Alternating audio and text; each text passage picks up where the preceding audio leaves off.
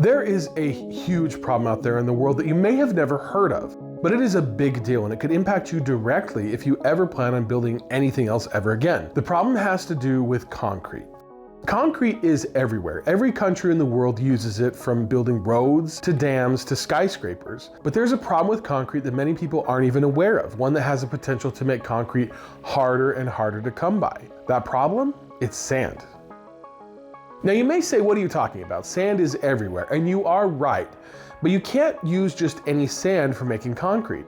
Concrete is the combination of 4 different things. You've got cement, water, coarse aggregate, which is gravel, and fine aggregate, which is sand. Now, sand is not just a filler, it's structural, and in order to make concrete, it has to be a certain kind of sand. Sand is shaped by many of the geological processes that take place in the world. You've got beach sand, which is made from the pounding of waves on shells and rocks, and then you've got desert sand, which is shaped and polished over time by wind. These types of sand are smooth and round and tend to have a uniform size. When making concrete, you can't just use any kind of sand. Sand in concrete has to be river sand because it's angular, rough, and irregular. And that matters because concrete relies on what's called mechanical interlocking, and angular grains of sand from riverbeds lock together like tiny Lego bricks, giving concrete structure, stability, and a predictable curing behavior. Because other sand is so round and uniform, it acts like marbles. The grains don't interlock and they don't bond well with cement paste, and that ultimately results in weak concrete. But here's the problem. We're running out of usable sand. Now it sounds crazy, I know, but the world uses 30 to 50 billion tons of sand each year, which is more than the Earth's rivers naturally replenish. River sand is being mined faster than it can be replaced. Added to that, it also causes other environmental issues like riverbank collapse, habitat destruction, groundwater depletion, increased flooding, and saltwater intrusion. Entire rivers in places like India, Vietnam, Indonesia, and Kenya have been completely stripped bare of sand. Added to that, an entire black market for sand has emerged in some places. These sand mafias steal sand, illegally mine it, and they've even killed journalists and activists who said or did things that they didn't like. I'm gonna make him an offer he can't refuse. As river sand becomes more and more scarce, the price of concrete will go up. In fact, concrete prices have more than doubled in the past 20 years, and that could get much, much worse. So what is to be done? Well, in this video, I'm going to tell you about an alternative process that can use one of the most abundant resources in the world, desert sand, to make concrete. And you'll never guess what the secret ingredient is, but I'll tell you, it's wood.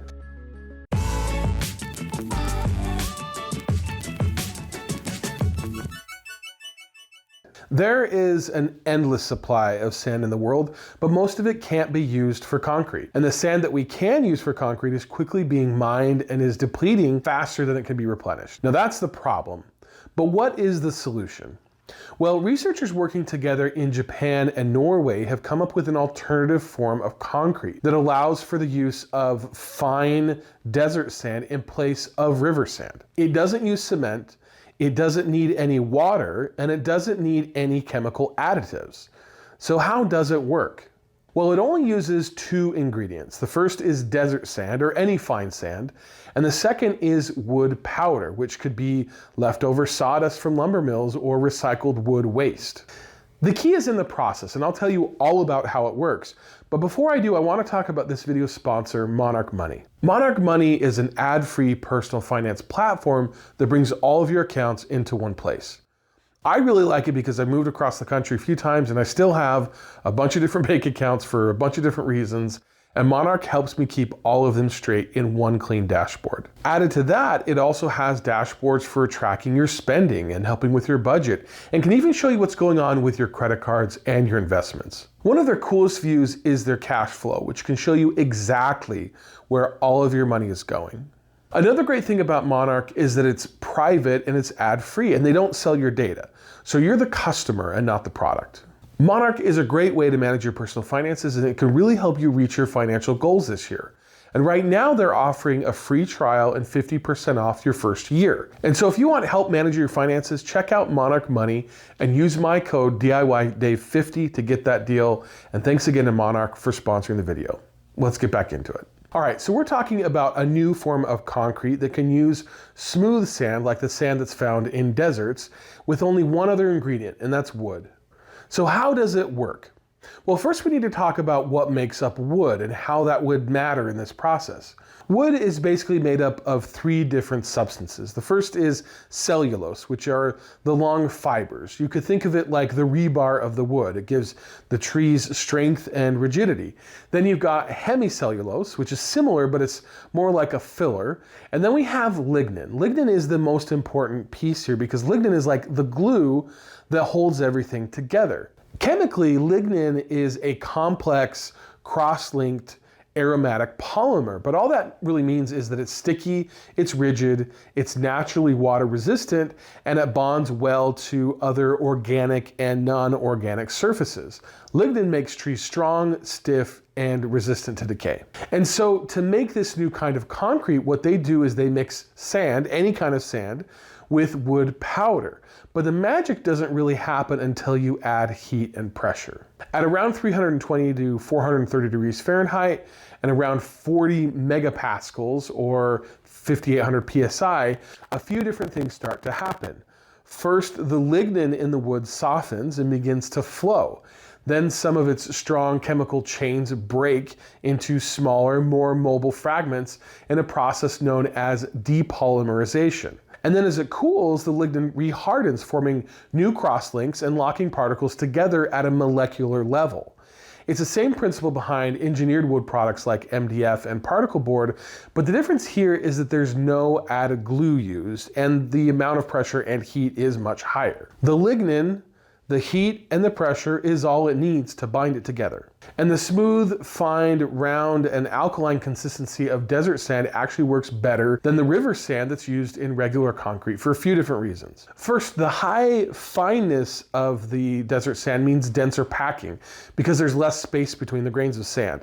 The spherical grains have a lubricating effect, which means that they're better at sliding into place when compacted. The mild alkalinity actually enhances lignin bonding during hot pressing, and the uniform sand particle size leads to predictable behavior, which is important in any manufacturing process. So we can take one of the most abundant resources on the entire planet and mix it with wood waste, apply heat and pressure, and then get something that can be an alternative to concrete without all of the environmental impact. It's kind of incredible when you think about it, and it's not that different from the process that I described in my video about superwood, aside from the added chemicals that exist in that process. Now, if you saw that video, you would know that superwood can even stop bullets.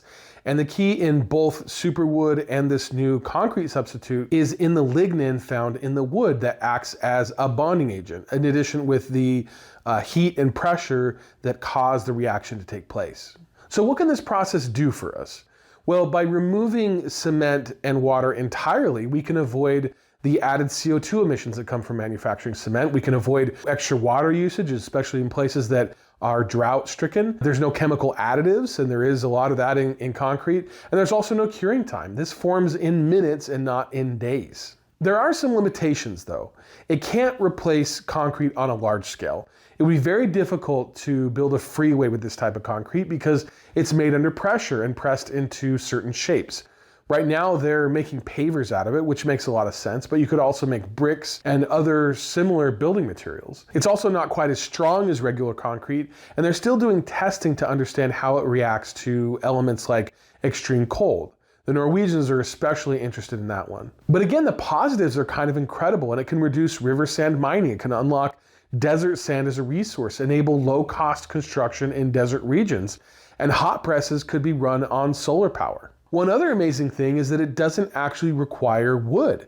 There are many other materials that contain similar amounts of lignin that could also be used, especially agricultural waste like corn husks or rice husks, sugarcane bagasse, bamboo, and even some grasses like switchgrass and straw.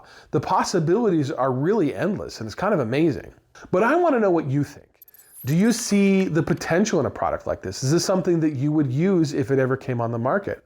Leave me a comment and let me know. What's interesting to me is that not only is this a new process, not only is this something new that could come up on the market, but it's taking advantage of some low-cost inputs and removing some of the high cost inputs. So this may be one new product that could be much, much cheaper than the existing product on the market. And that's really a key for success for something like this. But the thing to understand here is that we are entering a world where the materials we've always ignored, things like desert sand, wood waste, and agricultural byproducts, might become the foundation of sustainable construction. Now, this botanical sandcrete, as they call it, isn't quite ready to replace structural concrete, but for pavement blocks, pavers, and other non-load bearing applications, it could really be a game changer. And it proves something powerful. Sometimes the solution to a global problem isn't a new invention. It's rethinking the materials that we already have and using them in a different way. I hope that you enjoyed this video, and if you did, be sure to hit that like button and subscribe to my channel, and check out my other videos on alternative building products like superwood and hempwood. Thanks again, and I'll see you in the next one.